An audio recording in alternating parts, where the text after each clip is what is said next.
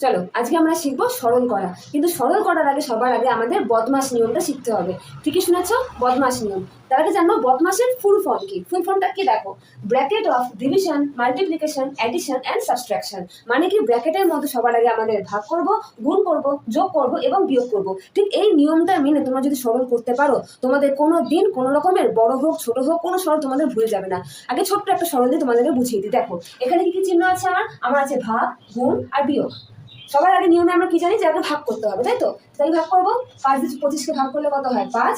আমরা গুণ 9 আর বিয়োগ 2টা বসিয়ে নিলাম। তারপর কি আছে, গুণ আছে, বিয়োগ আছে। তাই সবসময় কি গুণটাকে করতে হবে বিয়োগের থেকে, তাই গুণটা করবো 5×9 = 45। দেখো বিয়োগ 2, এখানে আমাদের যোগটা নেই, শুধু বিয়োগ আছে, শুধুমাত্র আমরা বিয়োগটাই করে দেবো, তাই তো? তাহলে কত হবে 43। এইভাবে আমরা প্রত্যেকটা সহজে তোমরা ঠিক মতন বদমাসের নিয়ম মেনেজ করো, তোমাদের কোনোদিনই তাহলে ভুল হবে না। এরকম আরো ভিডিও পাওয়ার জন্য তোমরা আমার চ্যানেলটাকে শেয়ার, সাবস্ক্রাইব এবং লাইক করো।